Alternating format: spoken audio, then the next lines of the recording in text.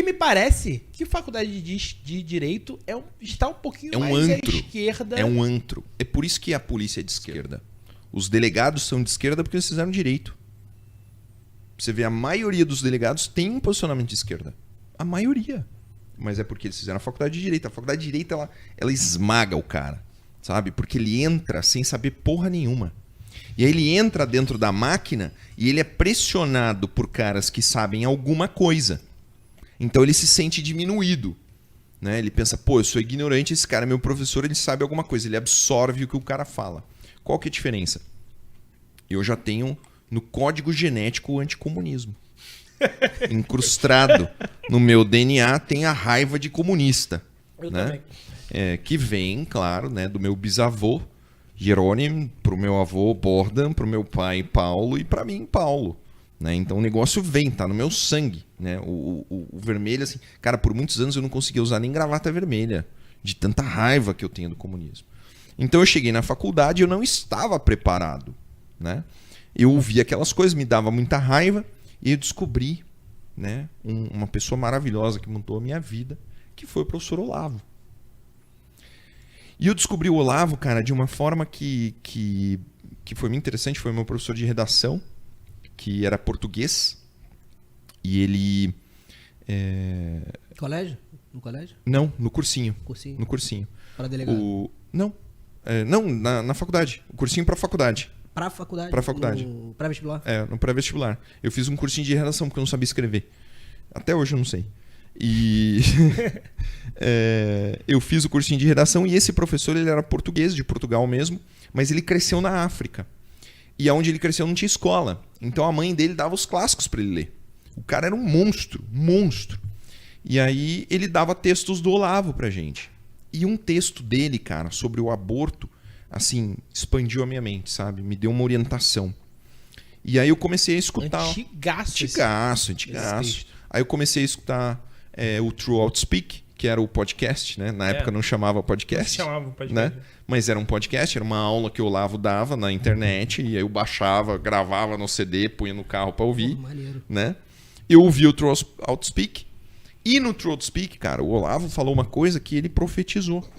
Né? Que é assim, ele falou, olha, a única forma da gente mudar o Brasil é vocês que estão ouvindo aí o True Outspeak, vocês se darem bem na vida. Então vocês têm que ser promotores, juízes, delegados, advogados, engenheiros, empresários pessoas importantes. E quando você vê a nossa galera, Ítalo, Ícaro, todos esses caras, todos eles são alunos do Olavo.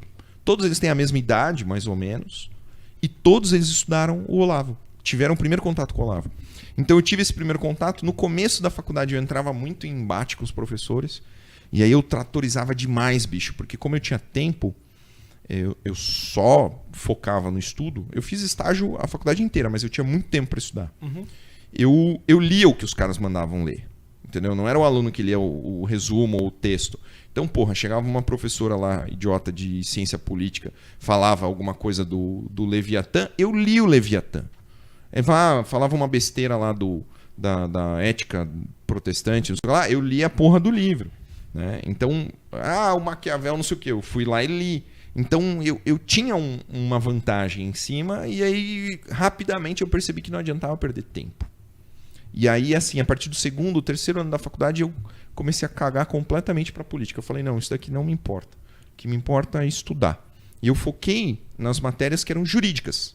Então, penal, processo penal, administrativo, constitucional, né? Isso vai pra frente. O penal ele ainda é mais contaminado pelo esquerdismo porque os professores são advogados e tal. Mas, porra, não tem como o cara ser muito esquerdista estudando processo civil, sabe?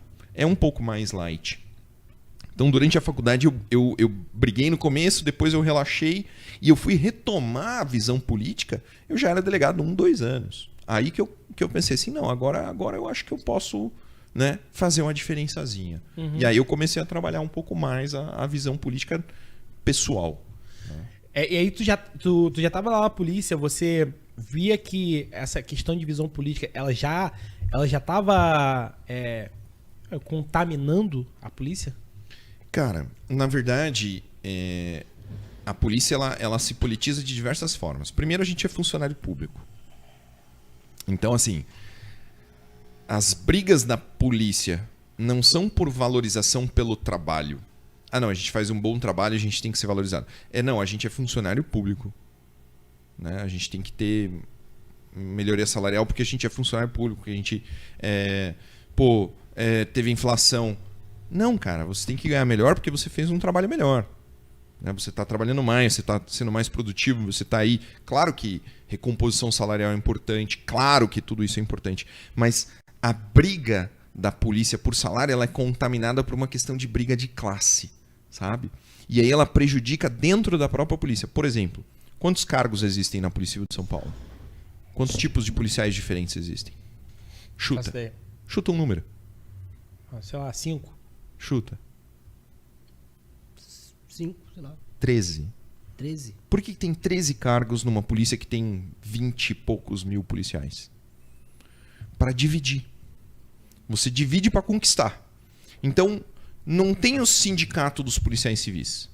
Tem o sindicato dos agentes policiais, o sindicato dos agentes de telecomunicação, o sindicato dos papiloscopistas, o sindicato dos auxiliares de papiloscopista, sindicato dos delegados, sindicato dos investigadores, sindicato dos escrivães. 13 sindicatos. Exato.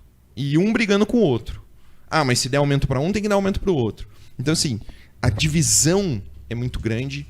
Vira uma coisa de luta de classes, vira uma coisa de, não, a gente tem que votar em partido que valoriza o funcionário público. Aí os caras começam a votar no PT, cara. Porque o PT é pró-funcionalismo público. Não, bicho. Não é assim. Não é assim que as coisas funcionam. Reducionismo, né?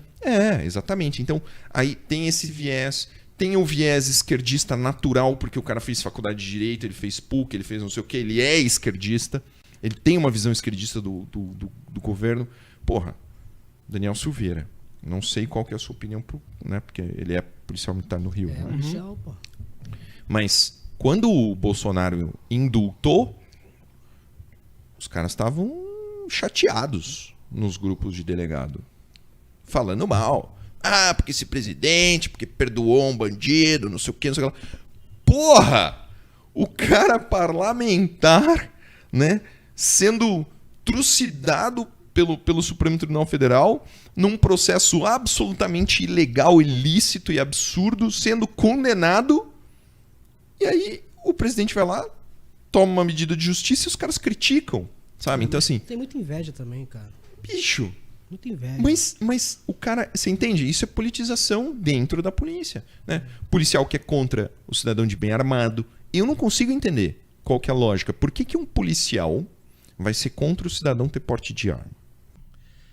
Fala, pessoal, esse foi um corte do Tudão Cast, tá? Se você gostou dessa história, dá uma olhada no episódio completo que tá aqui na descrição do canal. E lá no canal a gente tem muito mais histórias maneiras como essa. Dá uma curtidinha lá, assina o canal. Fico por aqui, até mais. Valeu.